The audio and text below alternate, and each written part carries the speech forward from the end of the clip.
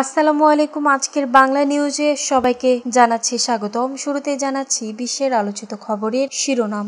গাজায় আক্রমণকারী দখলদার স্থল বাহিনীকে সমর্থন করার জন্য একদিনে গাজা জুড়ে ১০০টিরও বেশি স্থানে হামলা করেছে ইসরায়েল। যুদ্ধ বিমানগুলো স্থল আক্রমণ আরও বাড়িয়েছে ইসরায়েল। ফিলিস্তিনি স্বাধীনতাকামী সংগঠন হামাস ইসরায়েলের সঙ্গে যুদ্ধবিরতির চুক্তি চাইছে না। হামাস সদস্যদের খুঁজে খুঁজে বের করা হবে যুক্তরাষ্ট্রের প্রেসিডেন্ট ডোনাল্ড ট্রাম্প। ফিলিস্তিন রাষ্ট্রের পক্ষে তবে প্রতিষ্ঠান আগে স্বীকৃতি সমর্থন করে না, জানিয়েছেন ইতালির প্রধানমন্ত্রী জর্জিয়া মেলোনি।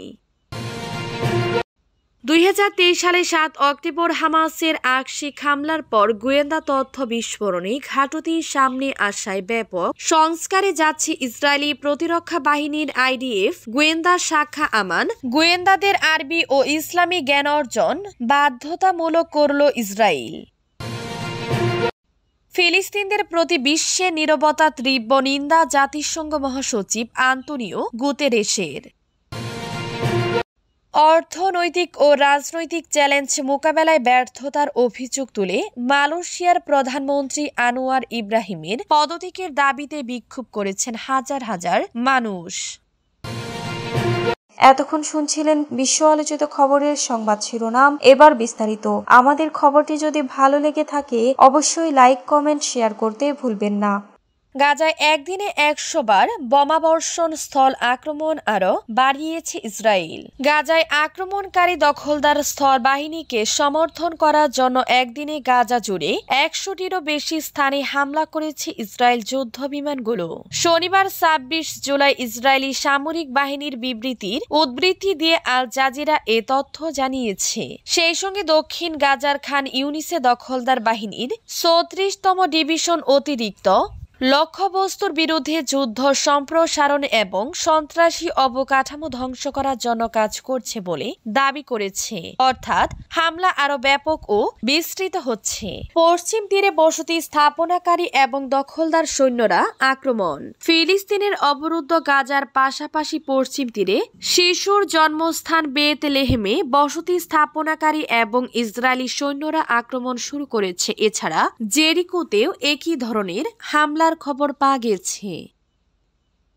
হামাস সদস্যদের খুঁজে খুঁজে বের করা হবে, জানিয়েছেন ট্রাম্প। ফিলিস্তিনের স্বাধীনতাকামী সংগঠন হামাস ইসরায়েলের সঙ্গে যুদ্ধবিরতি চুক্তি চাইছে না বলে মন্তব্য করেছেন যুক্তরাষ্ট্রের প্রেসিডেন্ট ডোনাল্ড ট্রাম্প। তার ধারণা, সব জিম্মিকে মুক্তি দেওয়ার পর ইসরায়েল কি করবে তা নিয়ে আতঙ্কে আছে হামাস। ট্রাম্প গতকাল শুক্রবার হোয়াইট হাউসে সাংবাদিকদের এসব কথা বলেন। এদিন তিনি ইঙ্গিত দেন যুক্তরাষ্ট্র ও ইসরায়েল এখনই যুদ্ধ পুরোপুরি থামাতে চাইছে না, তারা শুধু অল্প সময়ের জন্য যুদ্ধ বন্ধ করতে চাইছে যেন ইসরায়েলি জিম্মিদের গাজা থেকে মুক্ত করা যায়। ট্রাম্প সাংবাদিকদের বলেন, আমরা চূড়ান্ত ধাপে জিম্মি মুক্তির অপেক্ষায় আছি, আর তারা হামাস জানে সবশেষ বন্দীদের ছাড়া হলে এরপর কি হতে পারে। মূলত সে কারণেই তারা আসলে চুক্তি করতে চায়নি। ফিলিস্তিনের রাষ্ট্রের পক্ষে তবে প্রতিষ্ঠান আগে স্বীকৃতি সমর্থন করি না, জানিয়েছেন ইতালির প্রধানমন্ত্রী। ইতালির প্রধানমন্ত্রী জর্জিয়া মেলোনি বলেছেন, ফিলিস্তিনি রাষ্ট্র প্রতিষ্ঠার আগে স্বীকৃতি দিলে তা ফলপ্রসূ না হতে পারে। লা রিপাবলিকাকে দেয়া সাক্ষাৎকারে মেলোনি বলেন, আমি ফিলিস্তিন রাষ্ট্রের পক্ষে, তবে এটি প্রতিষ্ঠান আগে স্বীকৃতি দেয়া সমর্থন করি না।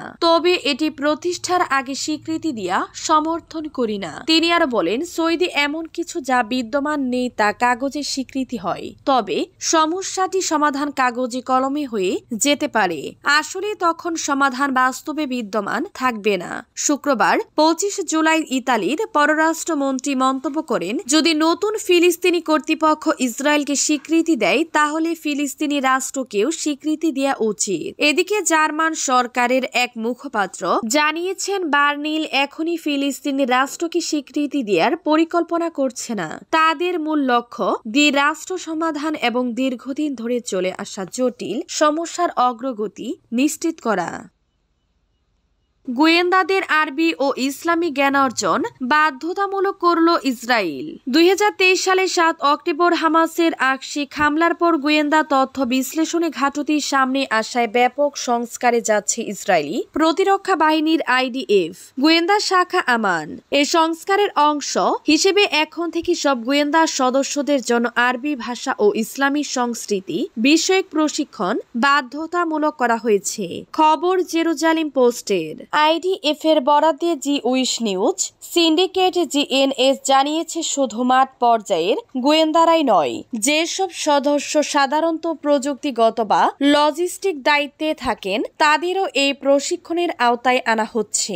আমান এর প্রধান মেজর জেনারেল শোলোমি বেন্ডার নতুন এই নির্দেশনা দিয়েছেন।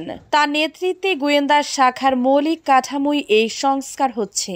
পরিকল্পনা অনুযায়ী আগামী বছরের মধ্যে শতভাগ গোয়েন্দা সদস্য ইসলামী অধ্যয়নের প্রশিক্ষণ পাবেন। পাশাপাশি 50% সদস্যকে আরবি ভাষায় দক্ষ করে তোলা হবে।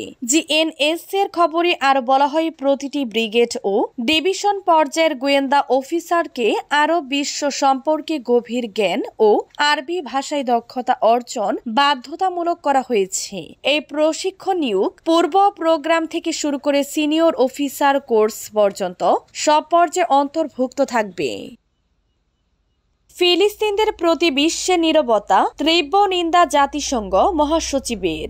জাতিসংঘ মহাসচিব আন্তোনিও গুতেরেস গাজা উপত্যকায় ব্যাপক ক্ষুধা ও মানবিক সংকটে আন্তর্জাতিক সম্প্রদায়ের উদাসীন মনোভাবে তীব্র সমালোচনা করেছেন। তিনি এটিকে বিশ্ব বিবেকের জন্য এক নৈতিক সংকট বলেও অভিহিত করেন। খবর বার্তা সংস্থা AAP'র শুক্রবার 25 জুলাই অ্যামনেস্টি ইন্টারন্যাশনালের বৈশ্বিক সম্মেলনে ভিডিও বার্তায় গুতেরেস বলেন, আমি আন্তর্জাতিক সম্প্রদায়ের অন্ধ উদাসীনতা, নিষ্ক্রিয়তা এবং সহানুভূতি সত্য ও মানবিকতার অভাবের ব্যাখ্যা খুঁজে পাই। তিনি বলেন, এটি কেবল একটি মানবিক সংকট নয়, এটি নৈতিক সংকটও যা বিশ্ব বিবেককে চ্যালেঞ্জ জানাচ্ছে।